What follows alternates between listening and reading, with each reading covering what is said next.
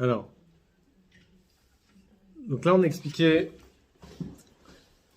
dans ce chapitre les différentes avérotes qu'on a expliqué que n'importe quelle avéra, donc on est éloigné d'Akadosh Baruch Hu, et que on peut descendre jusqu'à un niveau tellement bas qu'on est même plus bas que Dieu nous en préserve les animaux et les insectes, et que même les insectes, eux, ils connaissent la grandeur de Dieu. Et il a donné l'exemple des tzadikim, que eux, les tzadikim, ils ont toujours l'image de Dieu sur leur visage, et qu'ils arrivent, par leur service envers Akadosh Baruch Hu, ils arrivent à affaiblir la touma, à affaiblir l'impureté, et que même les animaux, ils se soumettent devant les tzadikim, comme l'histoire de Daniel lorsqu'il était dans la fosse aux lions, et que le roi, il ne croyait pas à ses yeux de voir comment les lions qui étaient affamés, ils sont restés à côté de lui gentiment, avec Daniel. Il y a eu aussi Hanania, Mishaël, Azaria, mais Daniel, aussi on raconte, il a rapporté l'exemple de Daniel, il était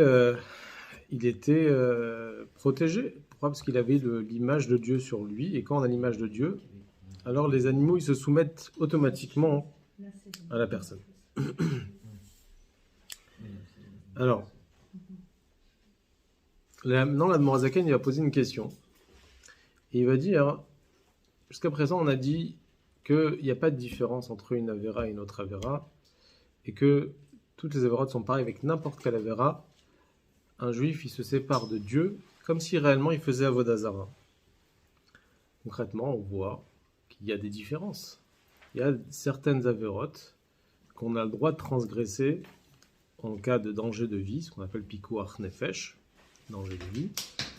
Pour Pikuach Nefesh, j'ai le droit de transgresser une avéra, sauf 3. Donc si la Torah elle dit qu'il y a 3 avérotes que là on ne transgresse pas quitte à mourir, comme Avodah Zara, Gilou Arayot et Shifrut Damim, l'idolâtrie, les relations interdites et le meurtre, ça veut dire que ce sont les avérotes les plus graves, les plus importantes. Il faut faire attention de ne pas les transgresser, alors que d'autres, on a le droit de les transgresser, même si c'est Pikuach Nefesh, c'est un danger de vie. Dans le cas de Pikuach Nefesh, on a le droit de les transgresser. C'est-à-dire qu'il y a des différences entre les avérotes. Pourquoi on dit qu'il n'y a pas de différence ? C'est la question, on va dire dans les mots. Mashi Pikuach Nefesh dochesh ar averot. Donc page 60, la 6e ligne, 5e ligne maintenant, à partir du bas. Ouais, à partir du bas. Umash Pikuach Nefesh doche, la ligne qui commence par Nefesh, Nefesh doche shar averot. Le fait que le Pikuach Nefesh repousse les autres averot, et lorsqu'on a besoin de sauver sa vie, on transgresse l'avera, même profaner Shabbat, ou bien manger des animaux, de la nourriture pas cachère. Lorsqu'il s'agit de danger, il faut transgresser. Et alors qu'on a dit que c'était comme la Avodah Zara. Quand quelqu'un qui profane Shabbat en public, c'est comme de la Avodah Zara. Donc pourquoi un juif il n'a pas le devoir aussi de faire Messirut Nefesh, de donner sa vie même pour profaner Shabbat? Si on oblige une personne à profaner Shabbat, pourquoi on fait une différence entre une avéra et une autre? Même quand il ne s'agit pas ici de faire une mitzvah pour sauver la vie de quelqu'un. Par exemple, on dit que Shabbat, si il y a un mur qui s'est écroulé sur quelqu'un, le din il est qu'on doit profaner Shabbat, ramasser les pierres, les enlever pour sauver la vie de la personne. Et même dans le cas où on a un doute, on ne sait pas s'il est encore en vie, on ne sait pas s'il est juif ou pas, il faut sauver la vie. Donc il faut profaner Shabbat pour ça. Alors, ça, on dit qu'il faut le faire pour sauver la vie de quelqu'un. Mais même pour sauver sa propre vie, on doit faire Misirut Nefesh. Normalement, on devrait faire Misirut Nefesh. Pourquoi on dit qu'il faut profaner Shabbat?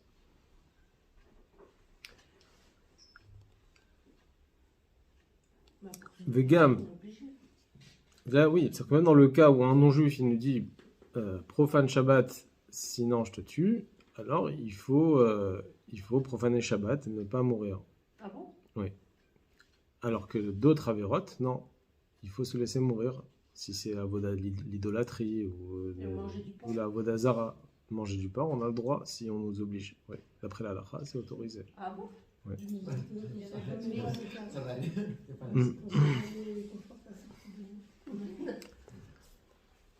Donc, Vegam Yavor Val Yarek, il doit transgresser et il doit pas être tué. Et c'est une halakha, ça veut dire que s'il se laisse tuer, c'est comme si il commet réellement un interdit, c'est comme si il se suicidait parce qu'il se laisse tuer. Donc normalement, il devrait transgresser. La halakha est qu'il Yavor Val Yarek, il doit transgresser et il ne doit pas mourir. Alors la question elle est comme ça, si dans toute la vérote, on se sépare d'Akadosh Baruch Hu comme la Avodazara, alors il ne devrait pas avoir de différence entre la Avodazara ou une autre Avera, ou manger pas kasher, ou transgresser Shabbat. Alors le Morzakan il va dire que c'est pas une contradiction. Il n'y a pas ici de contradiction avec la Vodazara. Ça ne veut pas dire qu'on est en train de faire des différences entre une Avera et une autre Avera. Il y a des Avérotes que la Torah l'a autorisé pour justement qu'on puisse en faire d'autres. C'est écrit Vachai Bahem. Dans la Torah, c'est écrit que Dieu nous a donné la Torah et les Mitzvot pour vivre, pas pour mourir. Donc dans la Torah, c'est écrit Vachai Bahem. Alors dans certains cas, il faut s'il faut profaner Shabbat, si grâce à ça, la personne va pouvoir garder plein d'autres Shabbatot, alors il doit profaner Shabbat. Aïnou, ça veut dire Kipirouche Rachamenu Zal, comme les Chachamim ils disent, Amra Torah Chalel alav Shabbat achat, Kedei sheishmor Shabbatot arbe. La Torah elle dit, profane un Shabbat pour que la personne elle puisse garder après plein d'autres Shabbatot. Parce que s'il va être tué, Chaz Shalom, il ne va pas pouvoir garder Shabbat. En conséquence de ça, il ne pourra pas accomplir les mitzvot. Donc grâce au fait qu'il va profaner Shabbat, la Torah elle a autorisé, ça veut dire que pour lui, il ne fait pas d'avéra en profanant Shabbat. Ça va lui permettre après de garder plein de Shabbatot et de faire plein de mitzvot. Lo mishum kalot à averot. Et si la Torah l'a autorisé, c'est pas parce que le profaner Shabbat c'est une mitzvah qui est légère, vechumran, ou avodazara, c'est plus grave que profaner Shabbat, non. On va voir une preuve qu'en réalité, Shabbat c'est égal à avodazara. Teda, il ramène la preuve. On voit clairement dans certaines avérotes qu'il n'y a pas de différence entre Shabbat et Avodazara. Share Shabbat, Chamura ou Shkula ka Avodazara, l'inyan shritat mumar le davar echad beyoredea siman bet. Shabbat est égal à Avodazara concernant la shrita d'un mumar pour une chose. Alors c'est une halakha dans Shulchan Aruch qui est dans le Yoredea siman bet. Qu'une personne qui est mumar, c'est-à-dire qu'une personne qui, comment? Pas qu'il se révolte, mais ça veut dire qu'il y a une avéra qu'il peut pas, il n'arrive pas à tenir. Donc il y a une avéra, il transgresse. Il y a quelqu'un qui il a une des 613 mitzvot, il n'arrive pas à faire. Alors on appelle ça moumar le davar echad. C'est quelqu'un mais il fait pas ça pour énerver Dieu. Il fait ça parce que c'est son plaisir de faire cette avéra là. On appelle moumar le davar echad. Il n'est pas révolté contre Dieu, mais il aime faire cette avéra. Il n'arrive pas à s'empêcher de la faire, donc il est moumar pour cette avéra-là. Alors,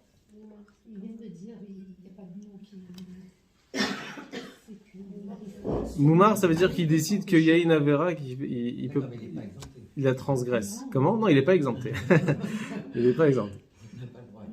Quelqu'un il dit voilà, moi je peux pas garder Shabbat, donc il est moumar pour quelqu'un qui dit que je peux pas garder Shabbat, il est moumar pour Shabbat. Quelqu'un qui dit je peux pas.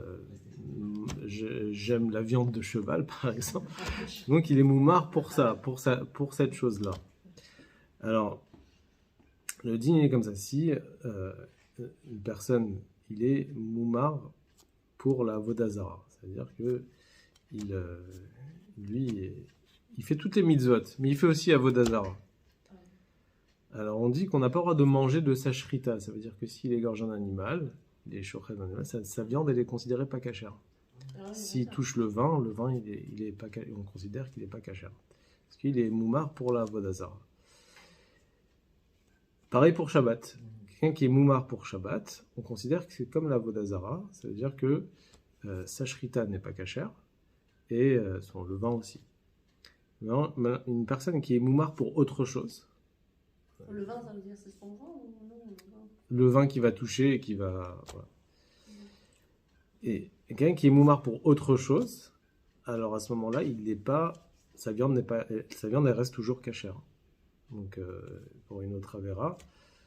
Donc on voit, là ici il veut ramener une preuve là de Morazaken, que transgresser Shabbat c'est aussi grave que Avodazara. Il le met au même degré. Donc on voit que ici, il ne s'agit pas de différents degrés dans les avérotes. Mashainken bemoumar les gilou yarayot, quelqu'un qui est moumar pour les mariages interdits, les relations interdites, ou l'adultère, sa viande reste cachère. Donc la viande qui fait la shrita, elle est cachère. Ouais. Pourtant, pourtant que Gilou Yarayot, oui, pourtant on a dit que pour Gilou Yarayot, on doit faire Misirut Nefesh, on doit donner sa vie pour ça. Pour Gilou Yarayot. Si par exemple il y a un non-juif, il dit à un juif, fais une relation interdite, sinon je te tue. Le din il est qu'il n'a pas le droit de faire une relation interdite. Donc il doit mourir. Il doit mourir pour ça.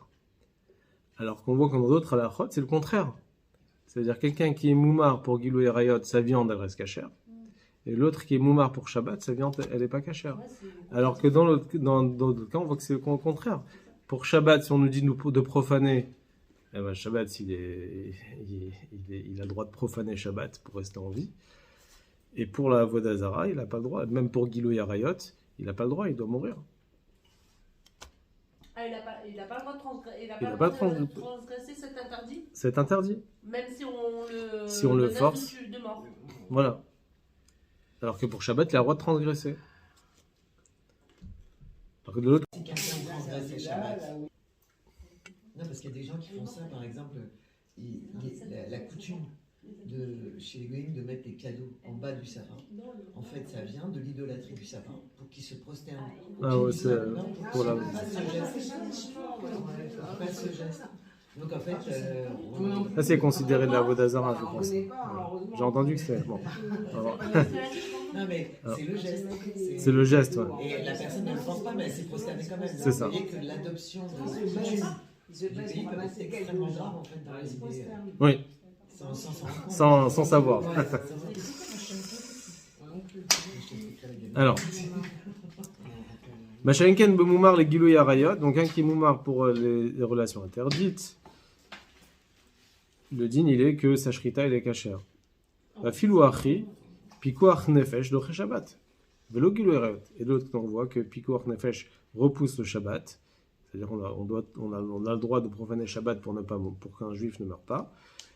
Et non pas Gilou Yarayot, que pour cela on doit mourir pour ne pas transgresser Gilou Yarayot. C'est le comble du comble. Alors, il dit et là, donc si en réalité tout ça, de là on veut prouver ici que ici on n'est pas en train de montrer ici qu'est-ce qui est plus important ou qu'est-ce qui est moins important. En réalité, il y a ce qu'on appelle dans la Torah, il y a des choses qui sont Xerat HaKatuv. Il y a des décrets de la Torah. Il n'y a pas une raison particulière pourquoi cette mitzvah oui et cette mitzvah non.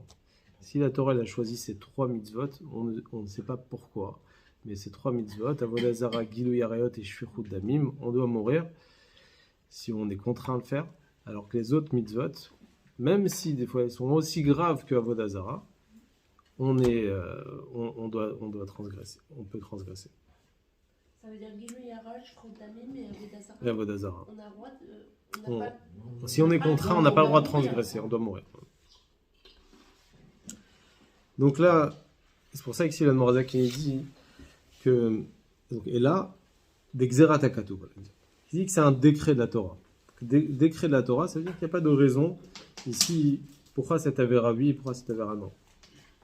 C'est vrai que le Morazaki dit donc que la séparation d'Hachem, quand une personne a fait la faute, n'est uniquement au moment où il fait la faute. Au moment où il fait la faute, il se sépare. Et au moment où il fait la faute, il n'y a pas de différence entre une avéra et une autre avéra. Il va à l'encontre de la Kadosh Baruch. Quand est-ce qu'il commence le calcul de la gravité de la avéra, combien ça atteint, en réalité c'est après, c'est la conséquence de la faute. Et là, la conséquence de la faute, on va calculer qu'est-ce qui est plus grave et qu'est-ce qui est moins grave. Donc en conclusion de ce qu'on a vu ici, c'est que si on va mesurer la séparation entre nous et Akadosh Baruch Hu quand on fait des fautes, même avec la faute la plus légère, on est séparé d'Akadosh Baruch Hu réellement comme Avodazara. Pourquoi concrètement on voit des différences entre une avéra et une autre? Alors, Yad Morzaken a dit, premièrement, c'est Xerat Akatu, c'est un décret de la Torah. Et deuxièmement, la séparation, elle se fait au moment de la faute, pour n'importe quelle avéra. Mais après, c'est là où il va avoir les différents calculs, qu'est-ce qui est plus important et qu'est-ce qui est moins important. Mais au moment où il fait la faute, il est en train de dire officiellement, je n'écoute pas la volonté d'Hachem. Et donc ça, à ce moment-là, il n'y a pas de différence entre Avodazara et une autre chose. C'est comme on a donné l'exemple d'un roi qui va dire à une personne de ne pas faire telle chose.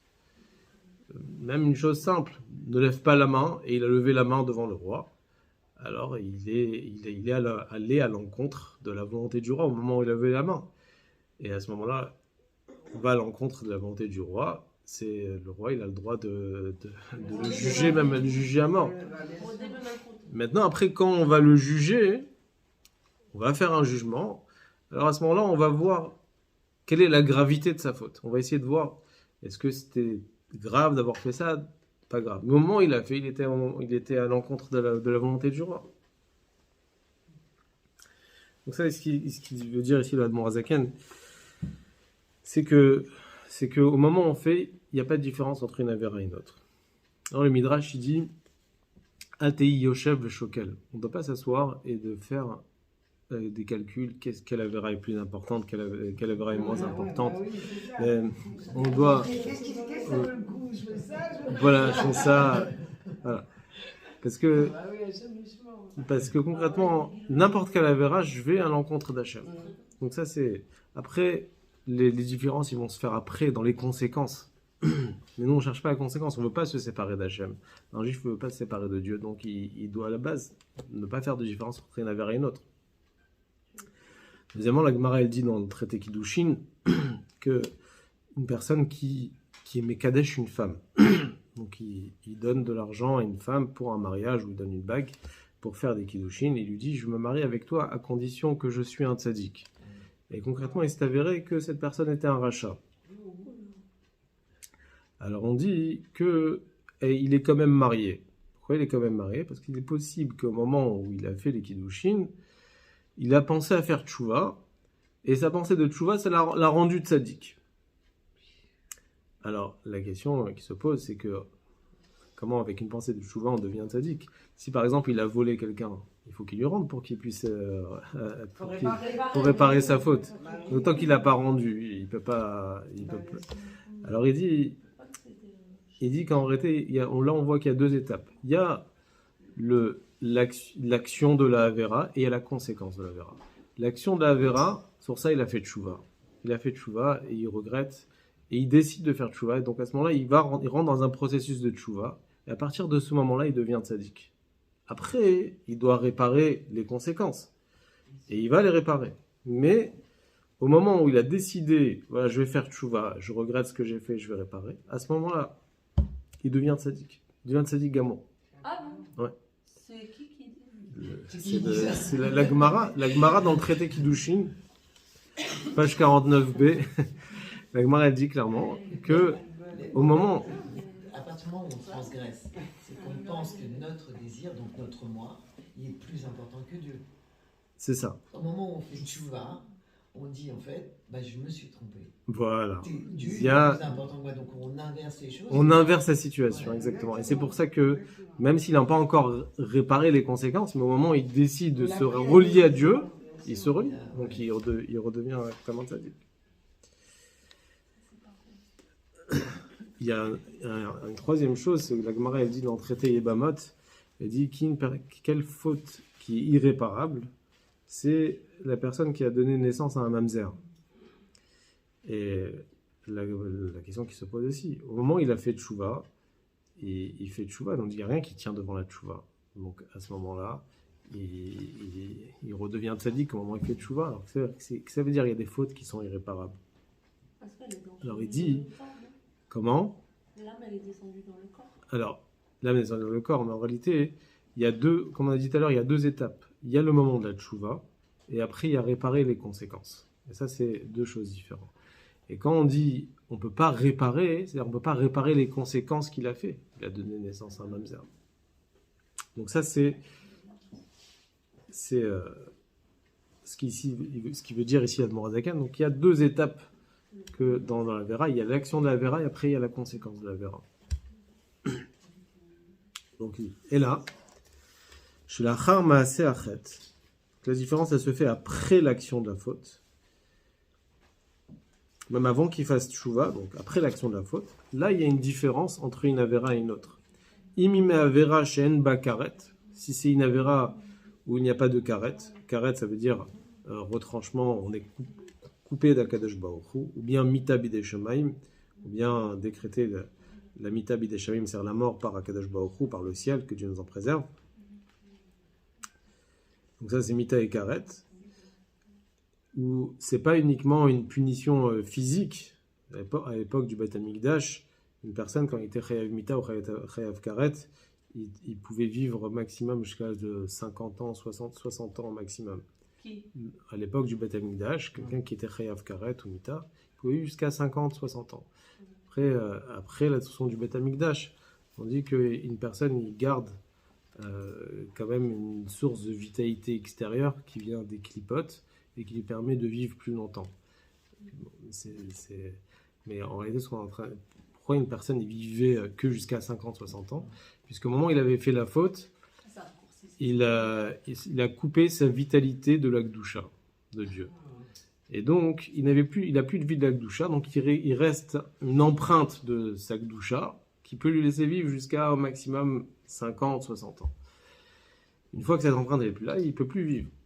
Mais après la destruction du Beit HaMikdash, par nos fautes malheureusement, on reçoit aussi de la vitalité et de la Touma. Alors à ce moment-là, c'est pour ça qu'il y a des gens qui vivent même plus longtemps que 50-60 ans et qu'ils ont une longue vie paisible.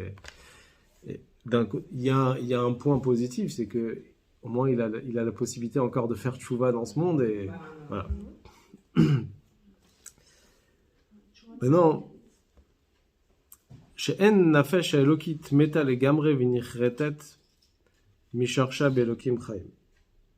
y a des avérotes où l'âme, elle n'est pas complètement coupée de la divinité. Sauf qu'il y a eu une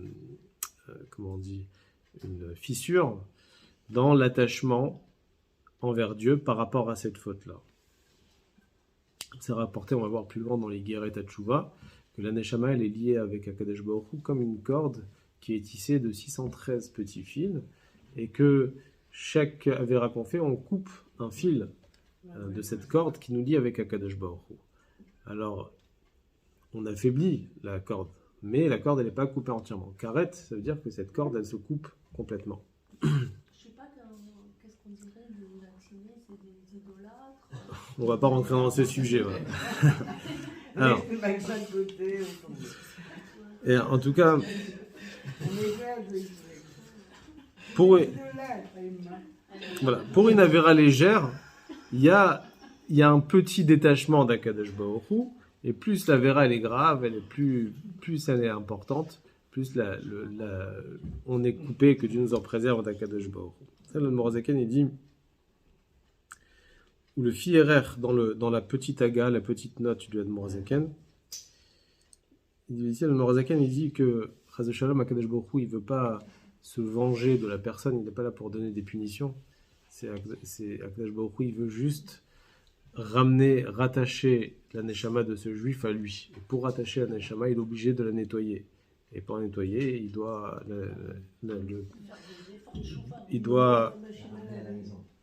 voilà, pour la rattacher à Kadosh Baruch Hu. Alors il doit nettoyer. Ou le fierer vichilouke abgam, et en fonction de comment dire, le bgam, la gravité de la faute, benefesh elokit.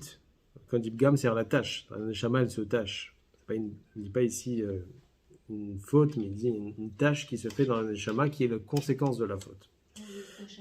Benefesh elokit, dans l'âme divine, ou vesharsha be'ilyonim, et parfois la faute, elle touche même la source de sa neshama supérieure, car em chilouke prinat amiruk, en fonction de ça, il y a des différents nettoyages, on va dire, pour nettoyer l'âme de cette faute-là. Ve'onesh beginom, ou on passe passer par le guinom, ou bien au baolamazé, ou bien passer par des fois on évite le guinom en passant des souffrances dans ce monde-ci, dans ce monde matériel. On dit que les souffrances dans ce monde sont beaucoup plus légères que les fautes qu'on pourrait avoir dans le guinom, comme c'est expliqué dans le 12e chapitre de Igeret HaTshuva.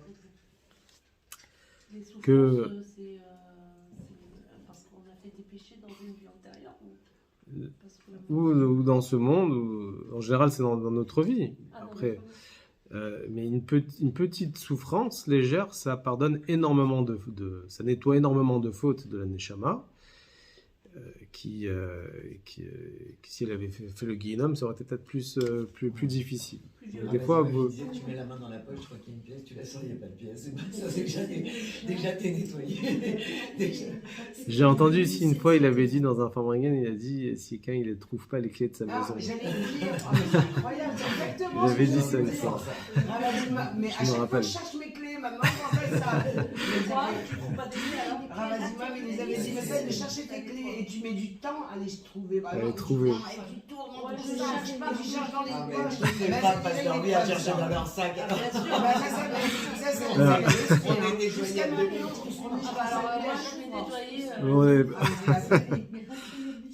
Alors, C'est aussi une question.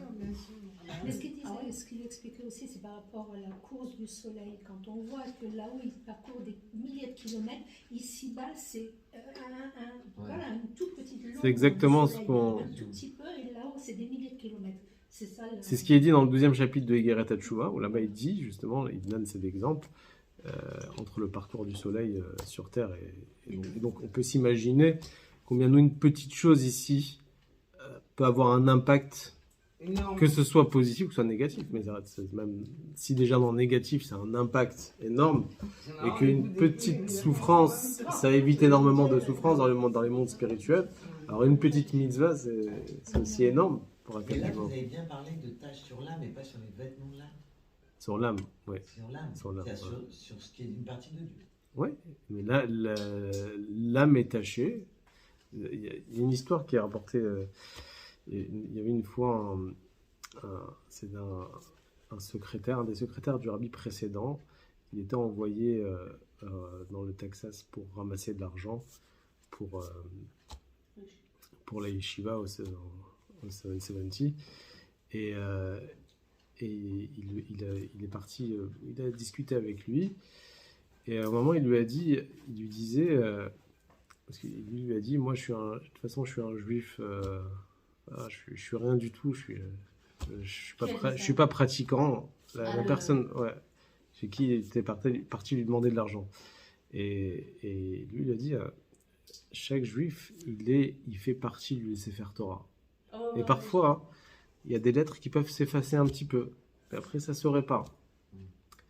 Il est revenu en Amérique, à New York, et il a répété ce qu'il a dit à ce juif. Et le rabbi précédent, il a dit, ce que tu as dit, c'est faux. Et il lui a dit, retourne lui dire que un juif, c'est une pierre précieuse, et que Que chaque jour, c'est un Sefer Torah, non? Et qu'un juif, en réalité, c'est une pierre précieuse, et qu'une pierre précieuse, jamais elle peut s'abîmer. Et que s'il y a des taches, c'est qu'uniquement par-dessus. Il suffit de nettoyer. Et à ce moment-là, on dévoile la brillance de la pierre.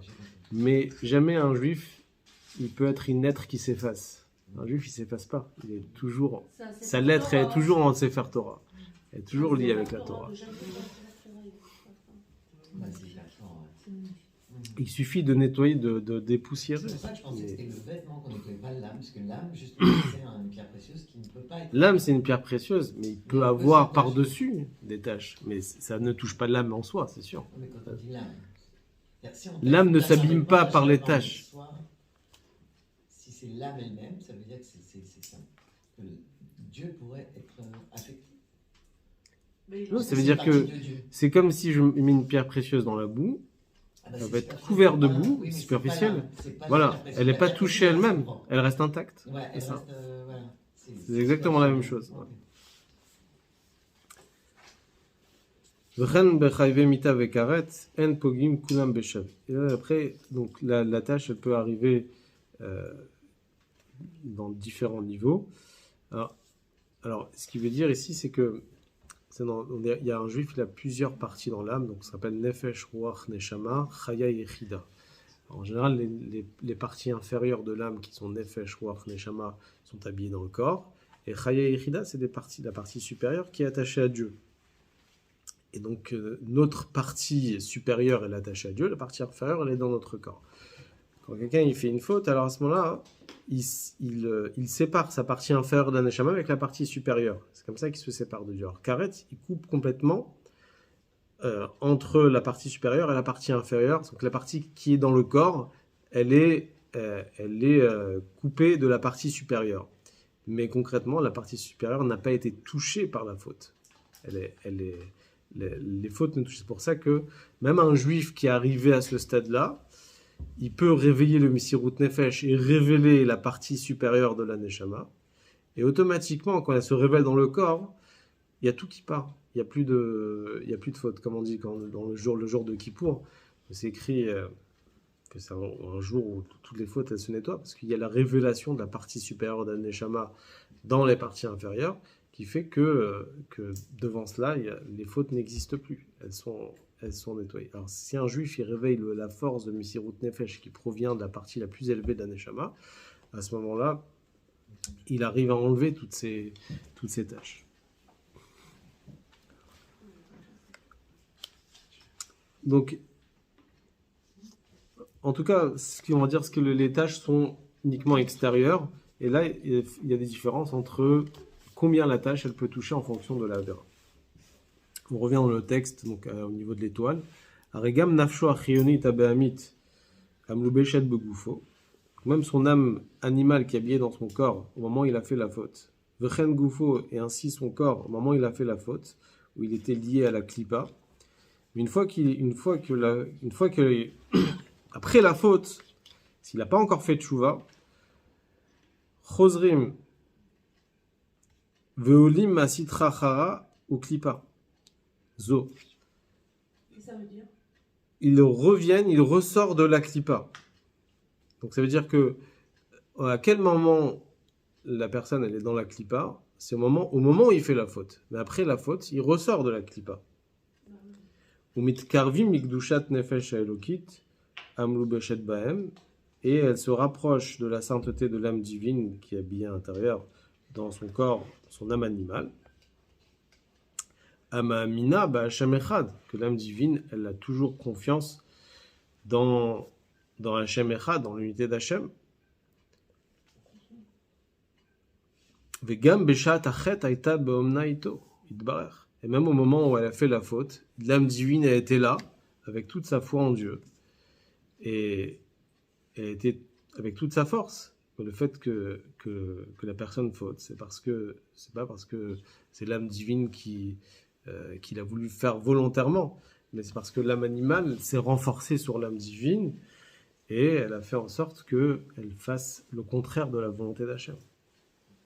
Comme on a dit tout à l'heure, on a dit au début du chapitre, ce qu'on appelle le Ruach Shtut, l'esprit de folie. C'est l'âme animale qui se renforce sur l'âme divine. Raik Shaita Biprinat Galut Mamash.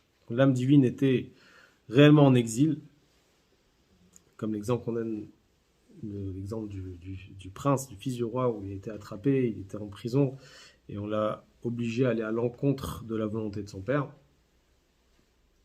à travailler pour l'ennemi. Tor Nefesh Abamit, l'âme divine, elle est à l'intérieur de l'âme animale, Misitra Chara, qui est de l'autre côté. Amartia et Agouf, Omridato Tachat, Tumata Sitra Chara, Oklipat Avodazara, Hashem Ishmerenu. Elle le fait descendre sous l'impureté de la Sitra Chara et de la Klipa et de la Vodazara, que Dieu nous en préserve. Ve'encha Galut Gadol Mise.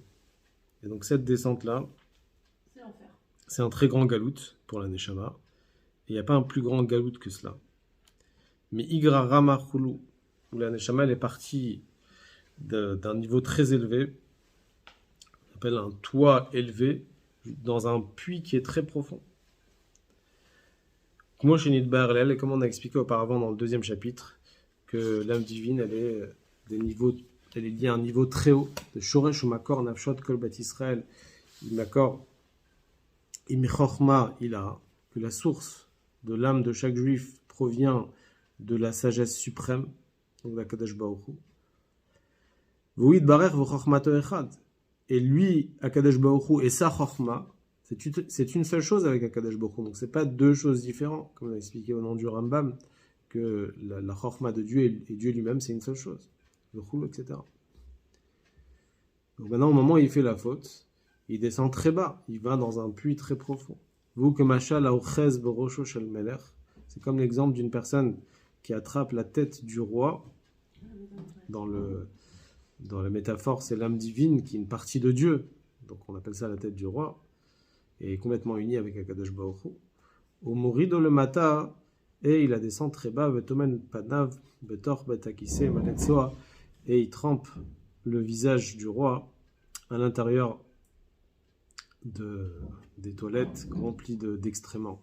C'est-à-dire dans les saletés de l'impureté de la Sitra Chara. She'encha elbon gadol misé, où il n'y a pas une plus grande honte pour Akadosh Baruch Hu, pour la tête du roi. Afilou oseken efisha, et cette humiliation, elle est même si elle est temporaire, elle est juste au moment où il fait la faute. Mais quand même, au moment où il fait ça, il la trempe. Donc,